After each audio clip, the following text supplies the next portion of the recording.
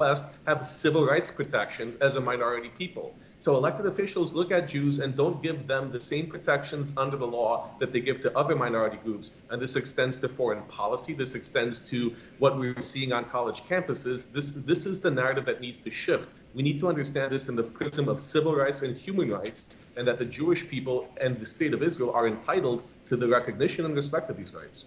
Cynthia, let me go a little bit deeper here. It may sound simplistic, but we're talking about relationship. That is the fundamental situation.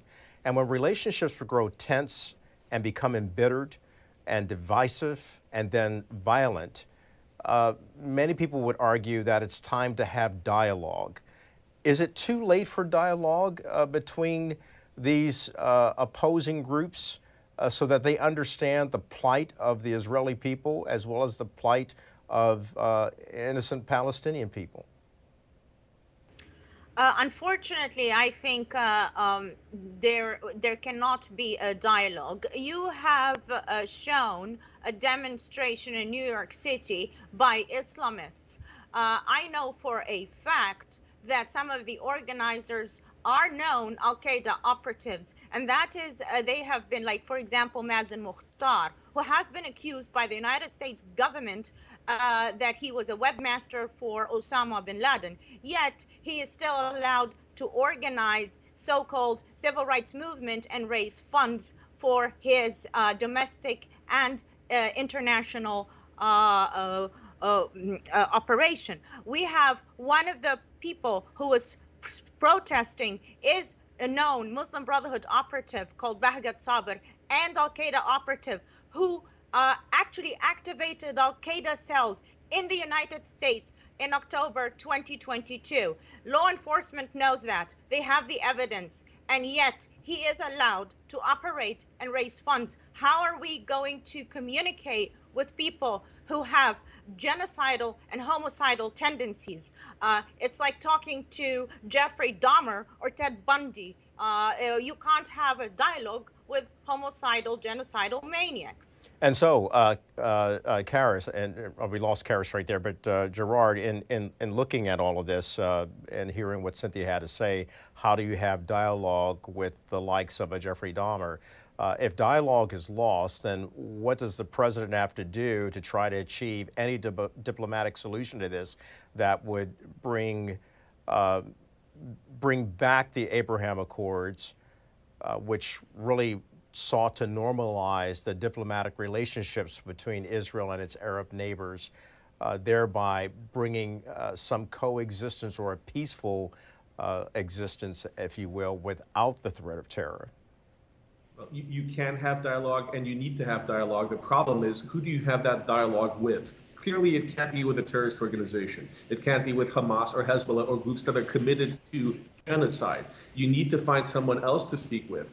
I hate to say this because they've empowered terrorism as well. Maybe that's the Palestinian Authority. Maybe that's another person or group who are committed to a peaceful resolution of the issues that divide us. But that cannot be and can never be a terrorist organizations. They need to be rooted out and eliminated for the genocide that they cause. Now, the deeper issue is, how do we have conversations within the United States as well? How do we stop having this less polarized and less divisive? And part of that is we need to empower voices who speak for the other side. And by the other side, I mean the Jewish side and the Israeli side, because we have a media dialogue. They're promoting voices that are pro-Palestinian, pro-Hamas, pro-terrorist support, and that's not dialogue either. That's just pitting sides against each other. So in part, it's the duty of the media to stop highlighting the crazies and start focusing on moderate voices of reason and rationality that want to advance peace and a resolution to all of these conflicts.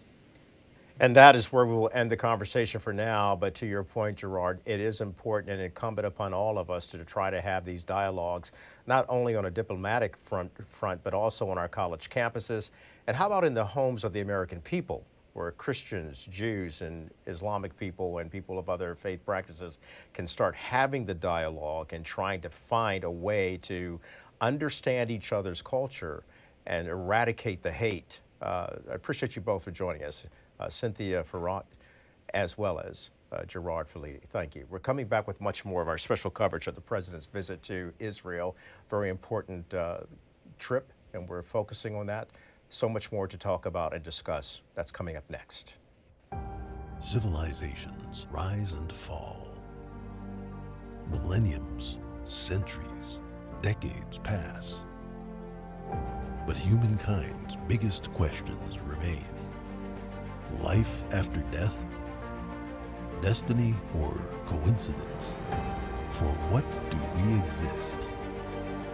Explore them with us. Mysteries of life.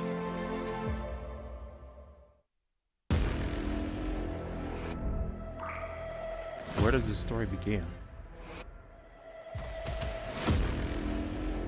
It's the place you're in, child. There's invisible forces around us all the time. Can you see it? We travel with no destination, they say. Why am I here? What is the real story of America? What's this all about? The culture has gone crazy, media has gone mad, and reason has become repugnant. This is American thought leaders. Well, they are not telling the truth. It's going to take down the culture and the country. Everything that depends on this technology is failing. This story, although set in the past, is about the future.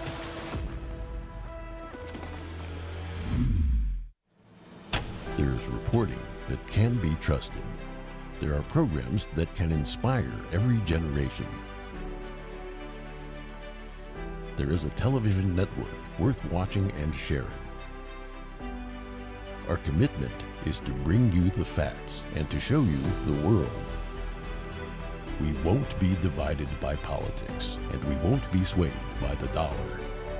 We believe in the strength of our nation and the hope in our shared humanity.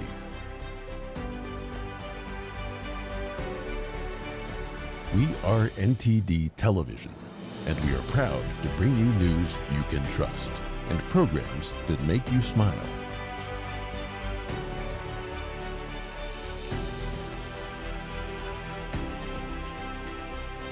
NTD, the power of truth. Now available 24/7 on television and streaming platforms. What is China like really? Is it defined by its giant economy, an oppressive government, or its people? By the worst persecutors or the most courageous freedom fighters? We're lifting the veil to look at global impacts and how close the regime is to your doorstep. From eyewitnesses and analysts, get the facts. Here on China in Focus. Welcome back to our special coverage of the president's visit to Israel. I'm Kelly Wright. Now, to quell the conflict there in Israel, U.S. Secretary of State Antony Blinken has been in the region meeting with leaders of Israel and surrounding Arab countries to find a path towards peace. But earlier today, we heard from Israel Prime Minister Bibi Netanyahu, along with the President of the United States, Joe Biden, sitting at his side. Together, both men talked about their support of each other at this time of crisis. And here's what they had to say in response to what's been unfolding as it relates to the war between Israel and Hamas. Watch this. Seeing your support every day in the depth and breadth of cooperation that we have had since the beginning of this war. A level of cooperation that is truly unprecedented in the history of the great alliance between our two nations. Mr. President, you rightly said that Hamas is worse than ISIS. The German Chancellor, who visited here yesterday, said that Hamas were the new Nazis. You're both right. Mr. President, for the people of Israel, there's only one thing better than having a true friend like you standing with Israel, and that is having you standing in Israel. Your visit here is the first visit of an American president in Israel at a time of war. It is deeply, deeply moving. Mr. Prime Minister, thank you very much. Look, folks, I wanted to be here today for a simple reason. I wanted the people of Israel, the people of the world, to know where the United States stands. I've had my great Secretary of State here. He's been here for a lot, but I wanted to personally come and make that clear. The terrorist group Hamas has slaughtered, as has been pointed out, over 1,300 people. And it's not hyperbole to suggest slaughtered, and including 31 Americans as part of that. And they've taken scores of people hostage, including children. You said, imagine what those children hiding from Hamas were thinking. It's beyond my comprehension. Israel, as they respond to these attacks, it seems to me that have to continue to ensure that you have what you need to defend yourselves. And we're going to make sure that occurs, as you know. And we have to also bear in mind that Hamas does not represent all the Palestinian people. And it has brought them only suffering. I was deeply saddened and outraged by the explosion at the hospital in Gaza yesterday. And based on what I've seen, it appears as though it was done by the other team, not you. But there's a lot of people out there not sure. So we've got to overcome a lot of things. And it also means encouraging life-saving capacity to help the Palestinians who are innocent, caught in the middle of this. Two world leaders discussing what's unfolding in Israel. The Israeli President Benjamin Netanyahu, as well as the United States President Joe Biden, traveling to the Middle East, to Israel, at a time of war. It's historic in nature, as you heard Bibi Netanyahu refer to. Joining us now to discuss this in more detail is international military strategist Lieutenant Darren Gaub, economic and national security analyst Antonio Graceffo, and hopefully I'm pronouncing these names right, gentlemen, correct me if I'm wrong, who's also the author of Beyond the Belt and Road, and Brandon Weichert, author of The Shadow War, Iran's Quest for Supremacy. You know, gentlemen, we're in some deep waters here, deep waters of trouble. And the troubled waters are running extremely deep in terms of the military counterstrike that Israel has a right to conduct, albeit we've seen that Hamas, as well as the organizations backing Hamas, have been promoting a propaganda war stating that Israel is the culprit in all this.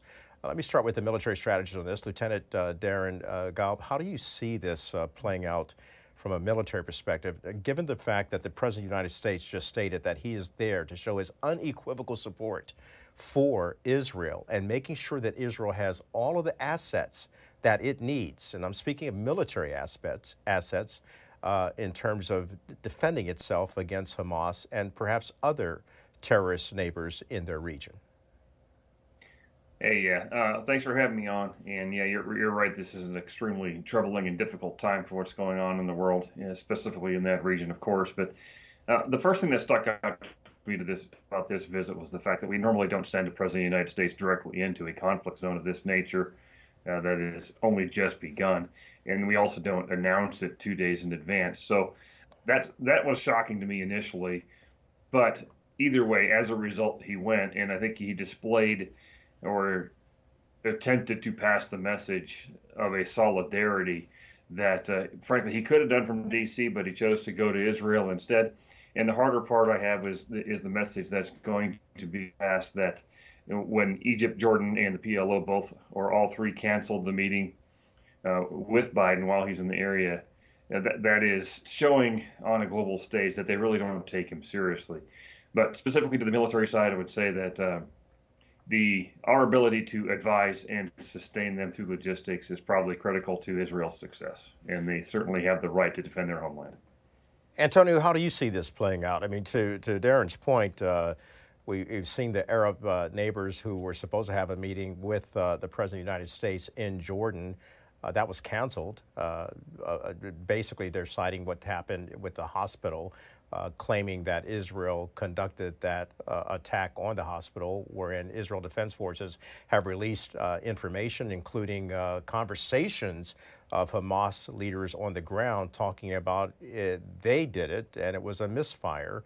Talk to me about how you see this. Well, I think it's clear that we have a great deal of evidence that this was done by Hamas, but whether they believe it was or was not, regardless of who committed the act blowing up the hospital, you should still have a meeting. right? So if they were actually interested in peace, if they were actually interested in supporting the rights of Palestinian people or finding a peaceful solution to this, they would have a Gentlemen, meeting let with me the interrupt president you of the real United quickly. States. We have the President of the United States talking right now. We'll come back to you after this. Let's listen to the President of the United States, who's going to be talking right now. He's talking. Let's listen. To those who are grieving, a child, a parent, a spouse, a sibling, a friend, I know you feel like there's that black hole in the middle of your chest. You feel like you're being sucked into it. The survivor's remorse, the anger, the questions of faith in your soul. Staring at that empty chair, sitting Shiva. The first Sabbath without them. They're the everyday things, the small things that you miss the most. The scent when you open the closet door. The morning coffee you shared together. The bend of his smile, the perfect pitch of her laugh. The giggle of your little boy, the baby. For those who have lost loved ones, this is what I know. They'll never be truly gone. There's something that's never fully lost. Your love for them and their love for you. And I promise you, you'll be walking along some days and say, what would she or he want me to do? You smile when you pass a place that reminds you of them. That's when you know. When a smile comes to your lips before a tear to your eye, that's when you know you're going to fully make it. That's what will give you the fortitude to find light in the darkest hours. When terrorists believe they could bring you down, bend your will, break your resolve. But they never did and they never will. Instead, we saw incredible stories of heroism and courage, of Israelis taking care of one another, neighbors forming watch groups to protect their kibbutz, opening their homes to shelter survivors, retired soldiers running into danger once again, civilian medics flying across rescue missions, and off-duty medics at the music festival caring for the wounded before becoming a victim himself. Volunteers retrieving bodies of the dead so families could bury their loved ones in accordance with Jewish tradition. Reservists leaving behind their families, their honeymoons, their studies abroad, without hesitation, and so much more. The State of Israel was born to be a safe place for the Jewish people of the world. That's why it was born. I've long said, if Israel didn't exist, we'd have to invent it. While it may not feel that way today, Israel must again be a safe place for the Jewish people. And I promise you, we're going to do everything in our power to make sure that it will be. 75 years ago, just 11 minutes after its founding, President Harry S. Truman and the United States of America became the first nation to recognize Israel. We've stood by your side ever since. We're going to stand by your side now. My administration has been in close touch with your leadership from the first moments of this attack. We're going to make sure we have what you need to protect your people, to defend your nation. For decades, we've ensured Israel's qualitative military edge. And later this week, I'm going to ask the United States Congress for an unprecedented support package for Israel's defense. We're going to keep Iron Dome fully supplied so it can continue standing sentinel over Israeli skies, saving Israeli lives. We've moved U.S. military assets to the region, including positioning the USS Ford Carrier Strike Group in the Eastern Mediterranean, with the USS Eisenhower on the way to defer further aggression against Israel and to prevent this conflict from spreading. The world will know that Israel is stronger than ever. And my message to any state or any other hostile actor thinking about attacking Israel remains the same as it was a week ago. Don't. Since this terrorist attack took place, we've seen it described as Israel's 9/11. But for a nation the size of Israel, it was like 15 9/11s. The scale may be different, but I'm sure those horrors have tapped into some kind of primal feeling in Israel, just like it did and felt in the United States. Shock, pain, rage, an all-consuming rage. I understand and many Americans understand. You can't look at what has happened here to your mothers, your fathers, your grandparents, sons, daughters, children, even babies, and not scream out for justice. Justice must be done. But I caution this: while you feel that rage, don't be consumed by it. After 9/11, we were enraged in the United States. While we sought justice and got justice, we also made mistakes. I'm the first U.S. president to visit Israel in time of war. I've made wartime decisions. I know the choices are never clear or easy for the leadership. There's always cost, but it requires being deliberate. It requires asking very hard questions.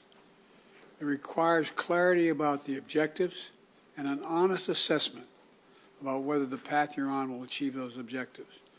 The vast majority of Palestinians are not Hamas. Hamas does not represent the Palestinian people. Hamas uses innocent families in Gaza as human shields, putting their command centers, their weapons, their communications tunnels in residential areas.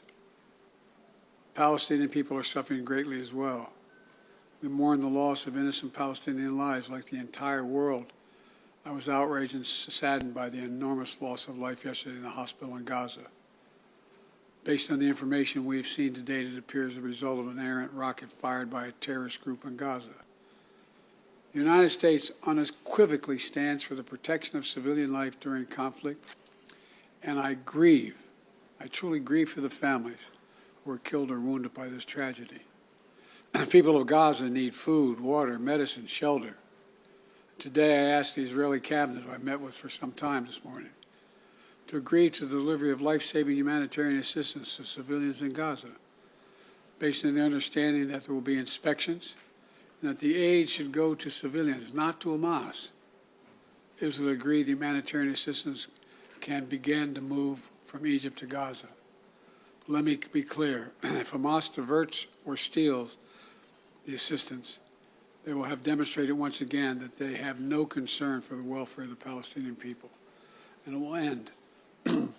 As a practical matter, it will stop the international community from being able to provide this aid.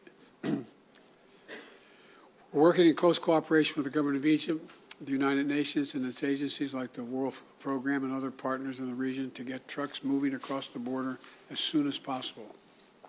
Separately, I ask Israel that the global community demand that the International Red Cross be able to visit hostages. I just demanded that the United States fully supports. Today, I'm also announcing $100 million in new U.S. funding for humanitarian assistance in both Gaza and the West Bank. This money will support more than 1 million displaced and conflict-affected Palestinians, including emergency needs in Gaza. You are a Jewish state. You are a Jewish state, but you're also a democracy. And like the United States, you don't live by the rules of terrorists. You live by the rule of law. And when conflicts flare, you live by the law of wars. What sets us apart from the terrorists is we believe in the fundamental dignity of every human life. Israeli, Palestinian, Arab, Jew, Muslim, Christian, everyone. You can't give up what makes you who you are. If you give that up, then the terrorists win, and we can never let them win. You know, Israel's a miracle, a triumph of faith and resolve and resilience over impossible pain and loss. Think about October 7th, the Jewish holiday, where you read about the death of Moses, a tragic story of a profound loss to an entire nation. A death that could have left hopelessness in the hearts of the entire nation. But though Moses died, his memory, his message, his lessons have lived on for generations of the Jewish people as well as many others. Just as the memory of your loved ones will live on as well. After reading the story of Moses' death, those who observe the holiday began reading the Torah from the very beginning. The story of creation reminds us of two things. First, that when we get knocked down we get back up again and we begin anew. And second, when we're faced with tragedy and loss, we must go back to the beginning and remember who we are. We are all human beings, created in the image of God with dignity, humanity, and purpose. In the darkness, to be the light unto the world is what we're about. You inspire hope and light for so many around the world. That's what the terrorists seek to destroy. That's what they seek to destroy. Because they live in darkness, but not you, not Israel. Nations of conscience like the United States and Israel are not measured solely by the example or power.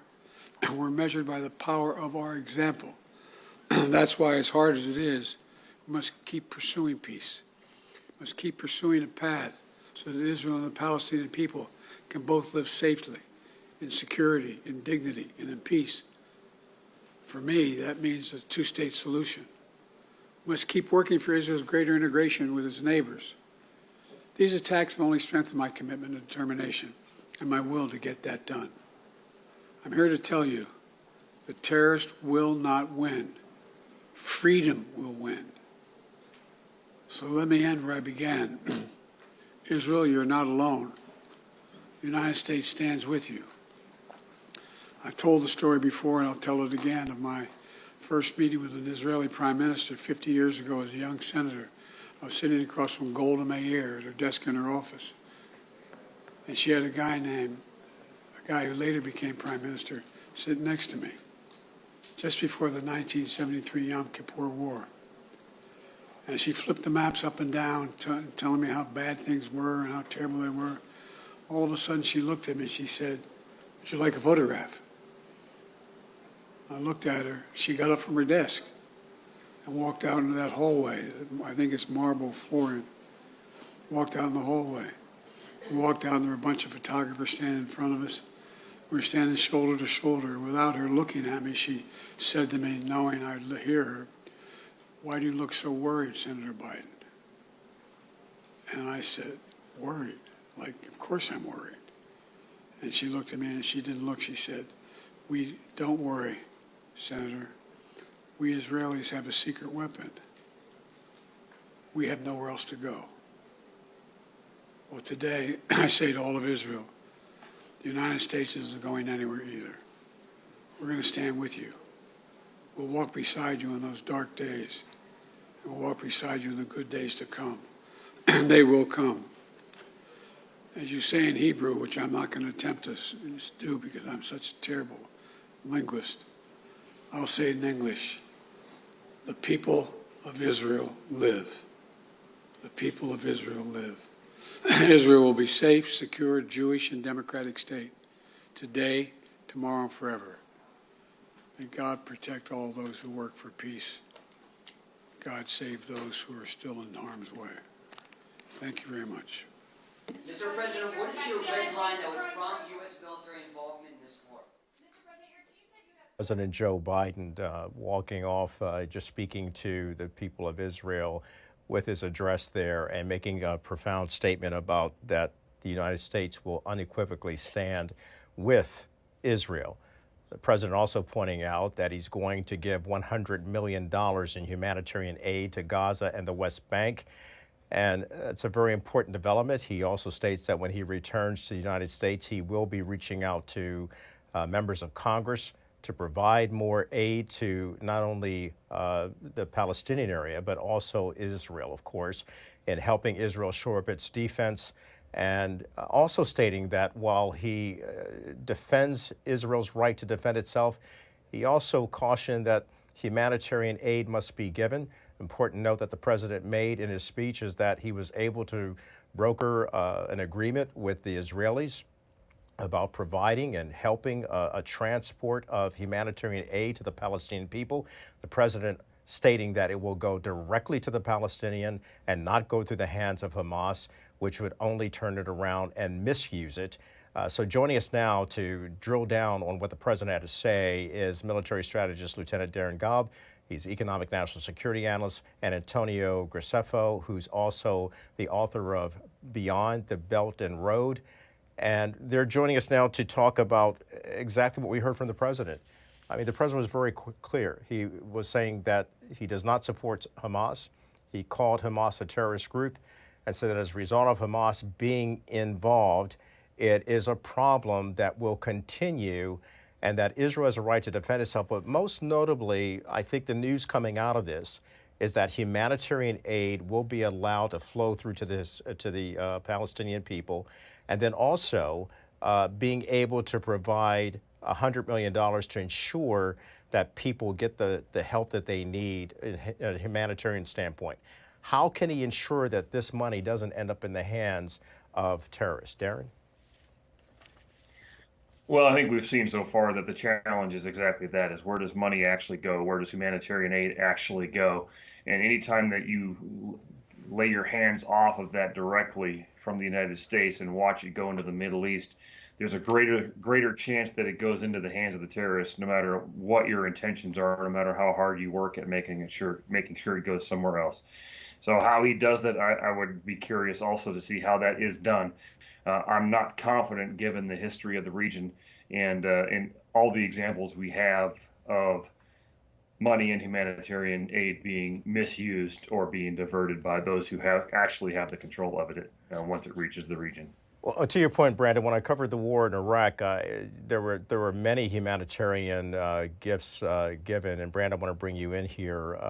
The humanitarian aid that was provided was difficult to get to the innocent Iraqi people caught in the crossfire of a war that was spiraling out of control.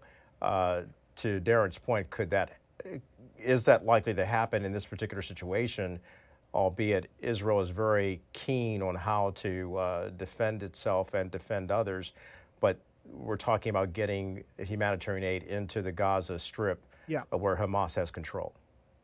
I don't see how we could reliably move resources into the Gaza Strip right now. It's not practical. There aren't even really many aid organizations presently in place because they've evacuated that we could rely on that are third party. Hamas will get the money. They will get the aid. They will do what every dictatorship and authoritarian regime does when we send aid. They will use it as a cudgel both against their own people and against their enemies in Israel. A bigger issue here, though, is the hidden hand of Iran. And I think that's the real context for why Biden is even here in Israel during a wartime, because they are concerned in the White House that Hezbollah, an Iranian proxy, is getting ready to open up a second front. That's why they deployed 2 aircraft carrier groups, and that's why they're trying to talk about humanitarian aid, because they don't want to alienate the Arab population of the region by having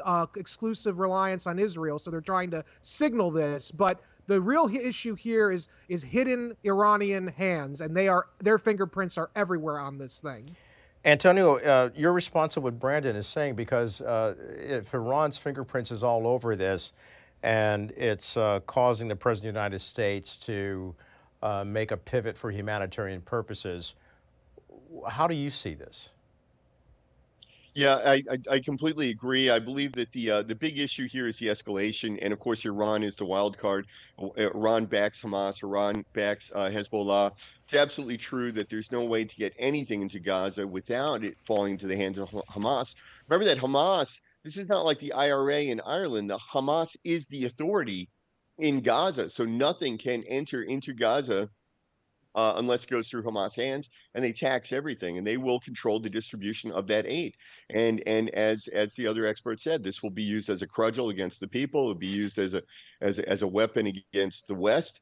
And then we have Iran backing Hezbollah. If Hezbollah opens up another front from the other side, now we're going to have a war on our hands. So I think the president is playing a good game, a diplomatic game by saying, look, we're going to give $100 million in humanitarian aid because we don't want to vilify or alienate the greater Arab world or the greater Muslim world.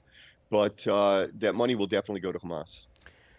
Gentlemen, thank you for that, for your assessment of how you see this playing out just on the heels of the president making this important speech and talking about Israel.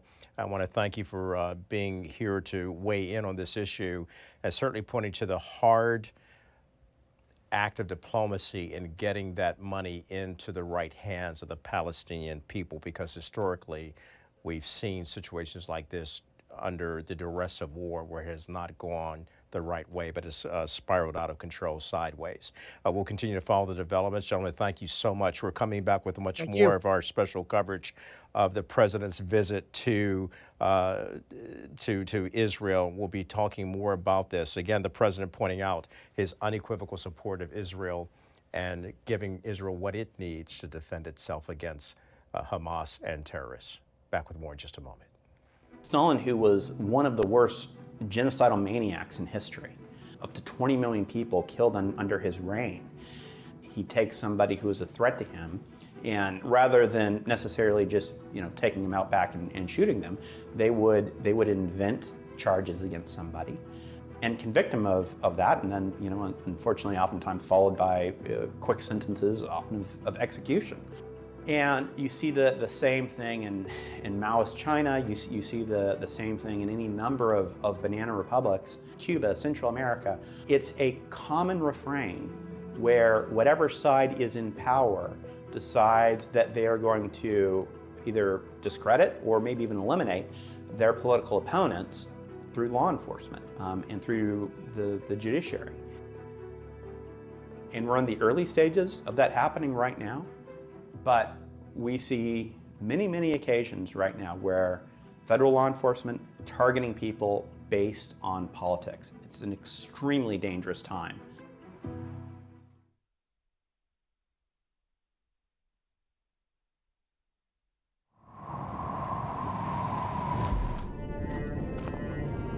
We're all searching for answers.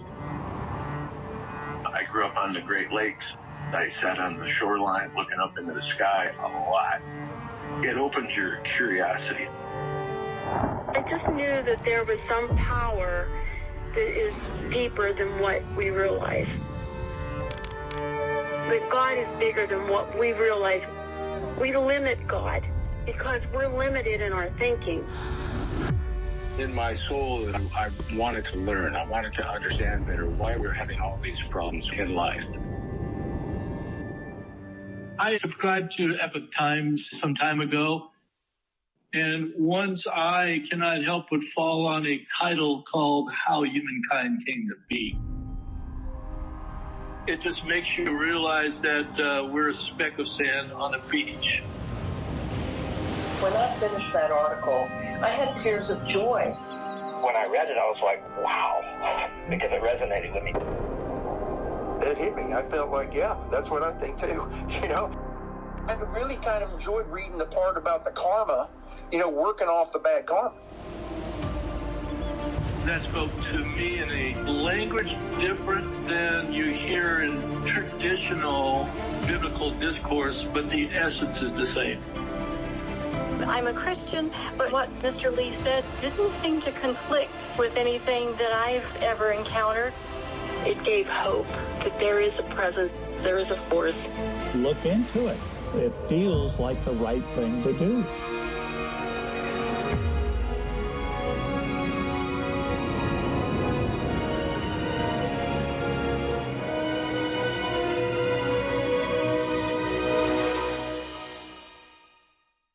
And welcome back to our special coverage of President Joe Biden's visit to Israel. And certainly he has a lot to talk about, and he's just finished speaking moments ago. And in that speech, the president went on to state, making some news during his historic journey into a war zone at a time of impending humanitarian crisis unfolding in the Palestinian region, but Israel defending itself. The president stated that he would provide, or is seeking to provide, $100 million in humanitarian aid for the Palestinian people. The question is, how can that be implemented, as he stated, to avoid getting it into the wrong hands, which would be Hamas, which is in control of that Gaza region, which is also why Israel has been conducting a counterattack since its surprise attack that took place on October 7th, causing it to have a 9/11, or as the president stated moments ago, for them, it's 15 9/11s. Joining us now to discuss this is international strategist Lieutenant Darren Gaub, economic national security analyst Antonio Graceffo, Welcome back, gentlemen, and also Aryeh Lightstone, former special envoy for the Abraham Accords and author of Let My People Know. Aryeh, it's good for you to join us this hour. You're joining us from Israel. I want to begin with you. You heard the president's speech. He wants to not only provide $100 million in humanitarian aid to the Palestinians, again pointing out that not all Palestinians are members of Hamas, but also stating that he, when he returns to the United States, will be appealing to Congress next week to do something in terms of helping Israel defend itself. You were there in the room where it happens for the Abraham Accords. One thing that's missing from this component of the president's visit is the fact that he was supposed to meet with Arab leaders in Jordan, and that was scuttled because of that attack that took place on the hospital in the Gaza Strip. Talk to me about how you see this playing out. Well, I think you covered probably the entire Middle East conflict with one introduction. You had last night a hospital that was hit by a rocket. The initial reporting was it was hit by an Israeli missile that blew up a hospital that killed 5,000 innocent people. By the time we woke up this morning, it was a rocket that misfired from Islamic Jihad that hit a hospital parking lot that possibly killed dozens of people.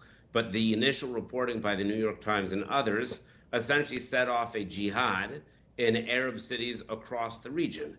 It enabled Arab leaders to cancel a meeting with the President of the United States of America, as though even if it was Israel who shot this hospital, which it most certainly was not, that would be a reason not to meet with the President of the United States of America. What's missing here is strength.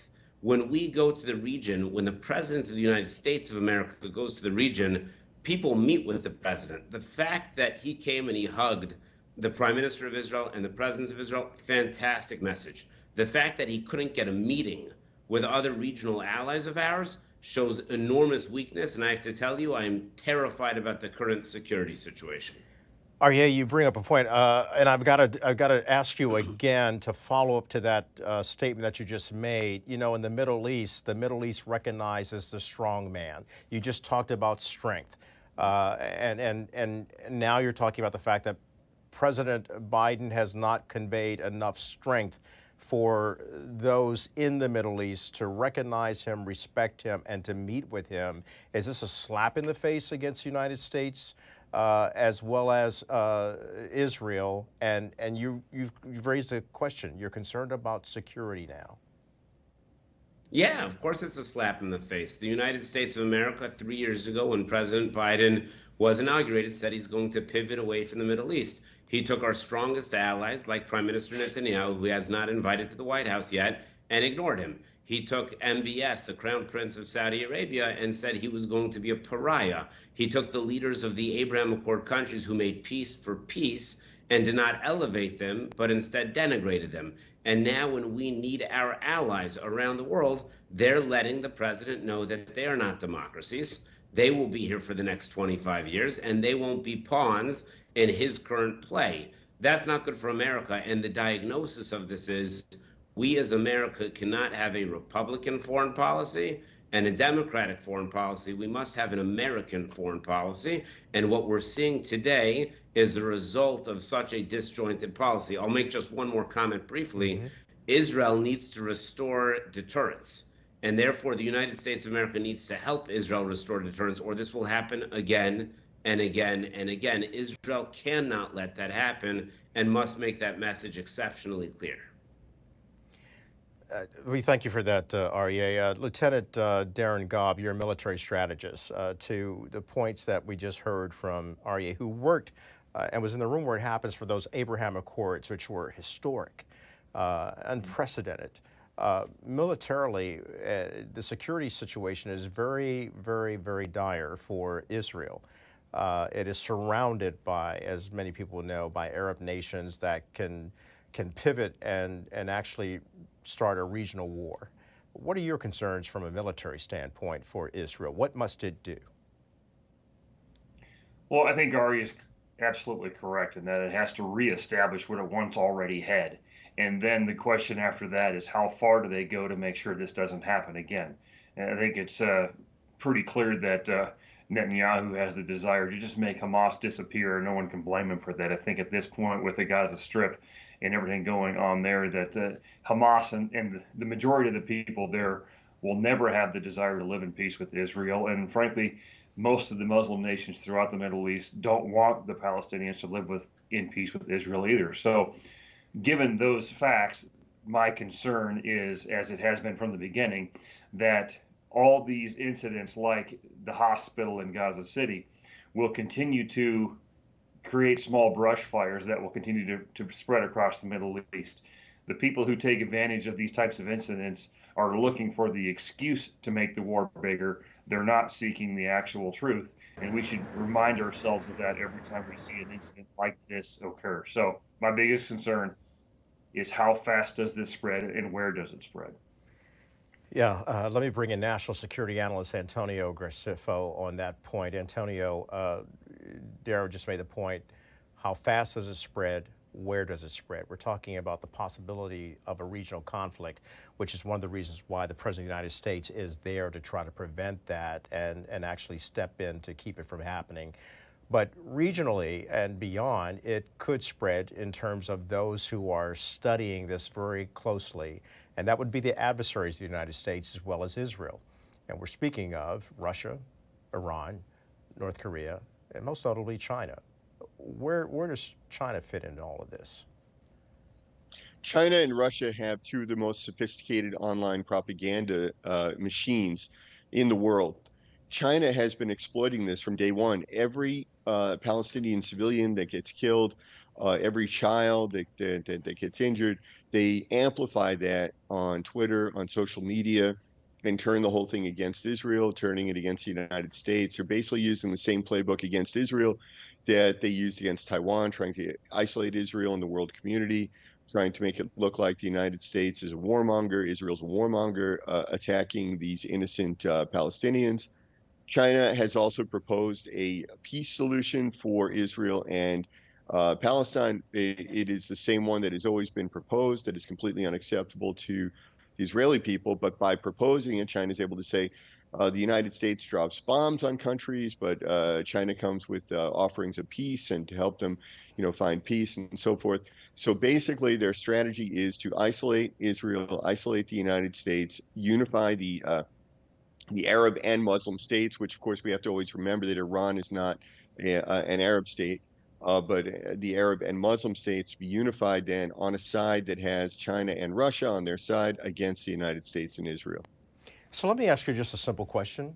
Why would China try to impede the President of the United States trying to broker peace in the Middle East and bring, and to Aryeh's point, get back to square one, getting those Abraham Accords back on track? What is China after, and why are they doing this type of propaganda? Oh, my theory is this. I think originally Xi Jinping may actually have believed his own press, and he actually believed he could broker a deal between Iran and Israel, or perhaps to get some sort of a peace between Israel and the Arab states and Iran. And I think he originally believed it. And then when he realized it was impossible, I think he cut his losses and he realized, well, you know what I could do? If I just cut Israel out of my calculations completely, then it's very easy to get all the Arab states on the same side and then hopefully to broker a peace between, Saudi Arabia and Iran, get them all on one side. So he's basically cutting his losses. He's letting Israel go in exchange for gaining the larger Muslim world. Aryeh, he brings up a very good point, because there was some discussion between China and Israel for a while. That's no longer being discussed. Does that raise your concerns even more about the security of Israel and its right to sovereignty and defending itself in a very hostile environment? Well, yes and no. I think the world is going to look and see what happens with Israel, and that will determine the fate of places like Taiwan. Israel must defend itself by itself. It has never once asked for an American soldier. It does not want an American soldier. What it needs is access to armaments that it can use effectively. Israel is the best trained army. It's the most sophisticated army. It has the greatest intelligence, notwithstanding the enormous failure that it had 2 weeks ago. But Israel will resolve this if the U.S. gives it diplomatic cover and rearming abilities in order to do so. If Israel does not do it on its own, then for the rest of Israel's history, which hopefully will be long and successful, it will essentially be a vassal state of the United States of America. So it's incredibly important that the United States is supportive, but is not encumbering. So let's point out that the Gerald Ford, the USS Gerald Ford, is already in the region, and the USS Eisenhower is on its way there. There are also 2,000 U.S. troops who will be committed to providing or helping with that humanitarian aid. But gentlemen, let's bring it closer to home. Let's bring it back to the United States, because to Aryeh's point, the president has to reach out to the United States to make sure they're doing their level best to stand with Israel. We heard the president in that speech moments ago discuss the fact that he was going to come back to the United States and appeal to Congress and ask Congress to provide more support for Israel. Darren, Congress is not really getting along well. They're divided. They can't even vote on a speaker and get it done. What say you about the problems we have here at home at a time when people abroad, our strongest ally in the Middle East, needs us? Yeah, there's more than enough problems in the world to go around, that's for sure. When you look at the picture of, why does China do what it does? One of it is because they're perfectly happy to have us distracted with funding and arming Ukraine, now potentially funding and arming even more conflict in Israel, which leaves them open. And by the way, we're forgetting the fourth front that is occurring, which is our own southern border. And so we're allowing an immigration invasion into the U.S. already that is unchecked and uncontrolled. So he's going to have a hard time convincing Americans to continuously engage in foreign conflicts while not actually doing our job here on the homeland in the first place. So, and that is not a judgment of whether or not we should or should not be supporting Israel. I think we absolutely should be.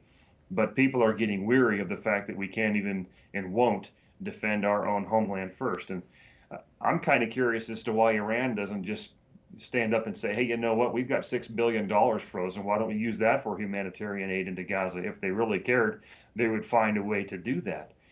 So Biden has an issue back here. Yes, Congress is a problem, and they need to get the speaker vote resolved. And one of the big reasons why is because the Congress is where any kind of declaration of war or authorization to use military force is voted on as a deliberative body that speaks for we the people. The president doesn't unilaterally make the decision to engage in a conflict. That's exactly why our Constitution was written the way it was, and it's why this country was built the way it is.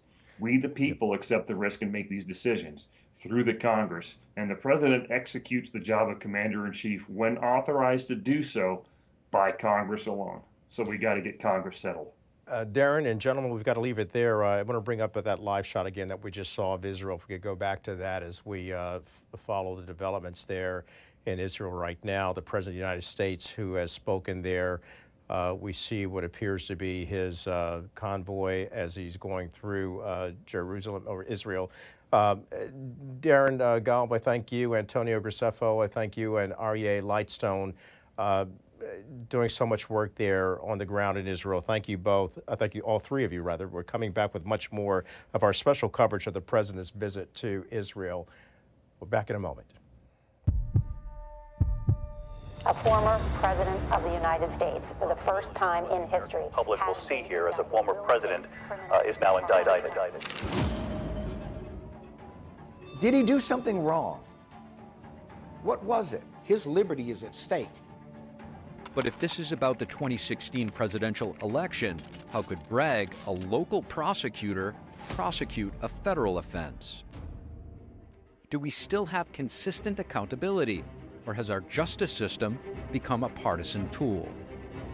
Officers were injured, but you've heard nothing about that on mainstream media. And I said, are you going to treat these two cases the same? He refused to answer my question, said he hadn't even heard of or knew that the Department of Interior had been raided. If it could happen to us, it could happen to you.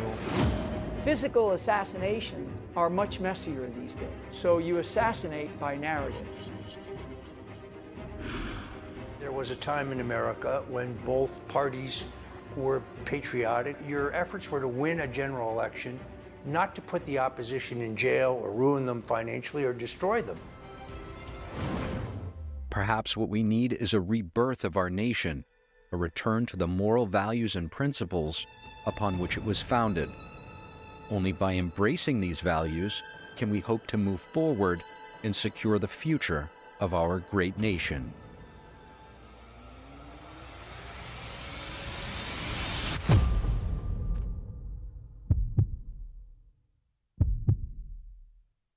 I've stated multiple times that if laws were broken, then people that broke those laws need to be held accountable. But there shouldn't be, we're going to have one standard for January 6th people who walked into the Capitol, and we're going to have another standard for those liberal environmentalist activists who stormed the Department of Interior. I held up a picture in a Judiciary Committee hearing and asked AG Garland that specific question. Here's a picture of January 6th. Here's a picture of leftist environmentalists storming into the Department of Interior. Officers were injured. Officers had to go to the hospital. You've heard nothing about that on mainstream media. And I said, are you going to treat these two cases the same? He refused to answer my question, said he hadn't even heard of or knew that the Department of Interior had been raided. Federal building. Would you call both of these acts domestic terrorism? Look, I'm not going to comment about particular matters. As we sit here today, we all know what's happening with the January 6th people. But nothing has happened to any of these individuals after asking repeatedly to this DOJ.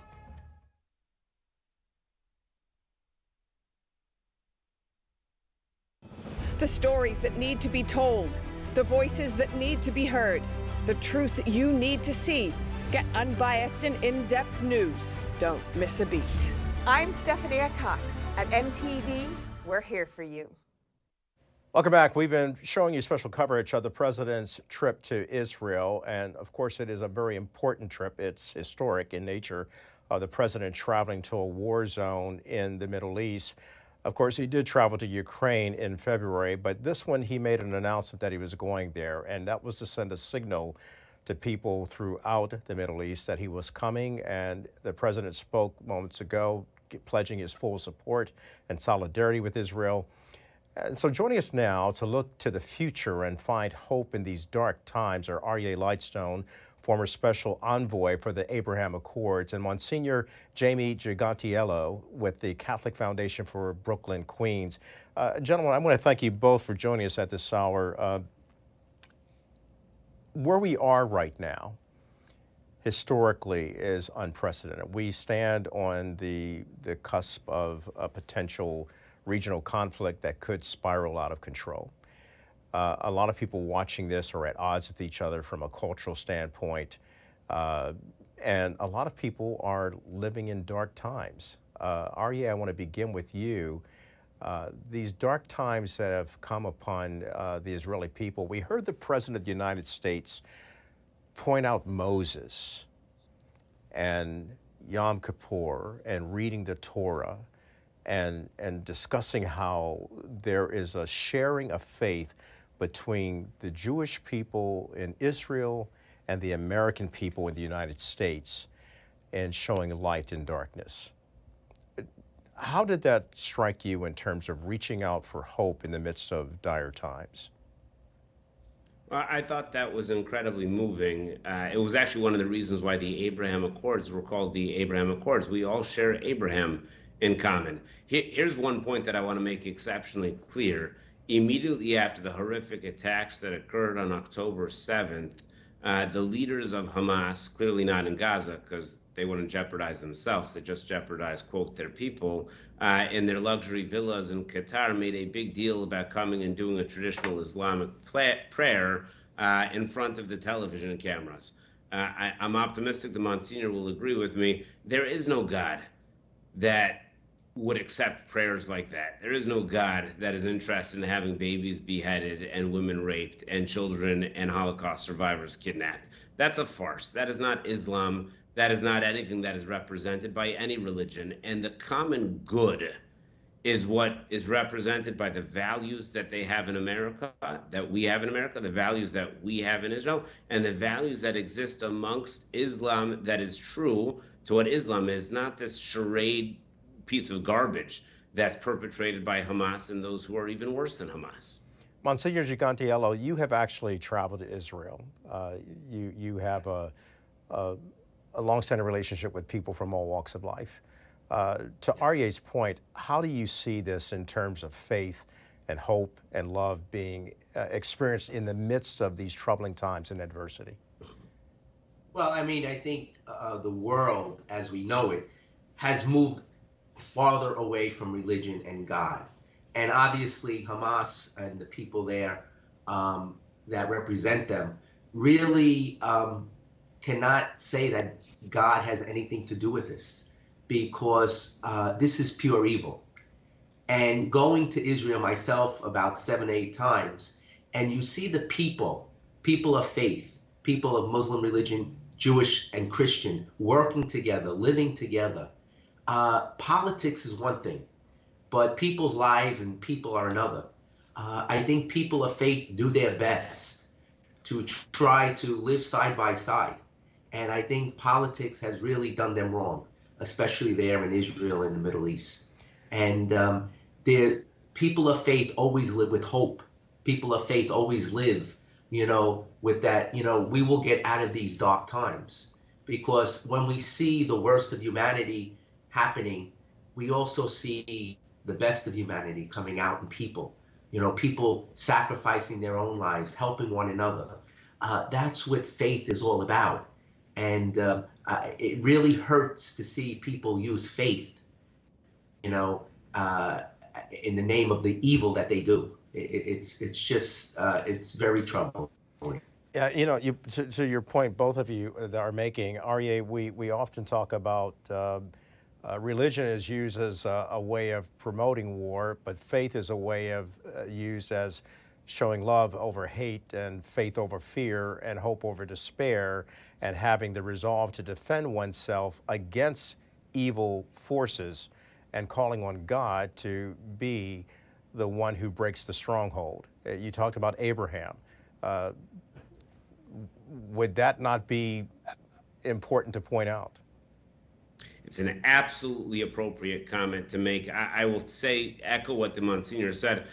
While this past Saturday, or 2 Saturdays ago, was one of the most depressing days that I've ever experienced, I think the world, not just the Jewish world, but the world experienced that.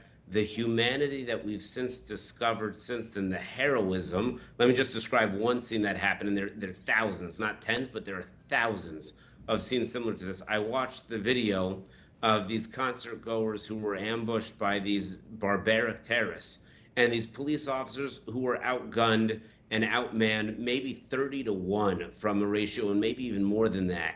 They were wearing these uniforms, and there was something about these uniforms. They put them on, and you watch them shield these innocent civilians from these terrorist thugs with their bodies, and you saw on the video them getting riddled with bullets as they managed to continue to protect civilians so they can live for one more hour, one more day, one more life, whatever else it would be. What is it that makes a human being do something that is so incredibly unnatural? When you're outgunned, when you have no chance, shouldn't you run?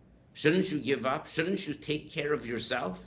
And you see these 23, 24, 25-year-old young men and women who sacrifice themselves for other people, and you look and you say, I don't know whether they're religious or not, but my goodness, do they have a connection to God, to the Almighty, to that which is much more important? Because that's the only way you can do something like that. Monsignor, let me bring you in a response real quick. This is a situation, I've got less than a minute left.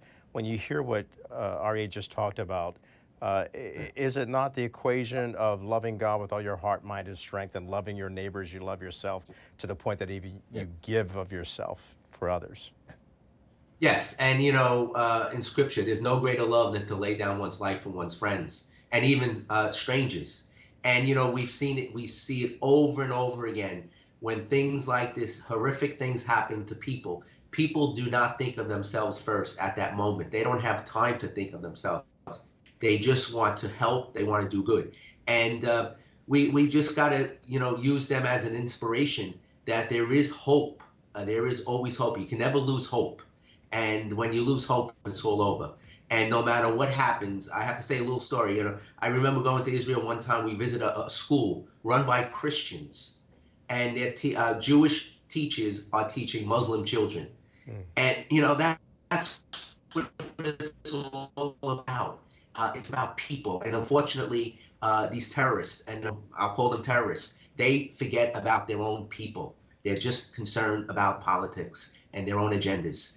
People are the people that we're fighting for, and these are the people of hope, and these are the people that inspire us to say that there is hope, and that one day we pray that there will be peace. All right. Monsignor, I appreciate you. REA, I appreciate you as well, my friend. Both of you, keep hope alive. We're back with more in just a moment. Actually, we're going to talk to you until the end. So my final summation of all of this is that we've seen history unfold here today. The president pledging $100 million to help people, as well as focus on Israel having its right to defend itself. I would end it with this. We are hard-plexed on every side, yet we are not crushed. That is the will of the Israeli people, and that should be the will of the American people and people of faith, to let hope prevail and to endure.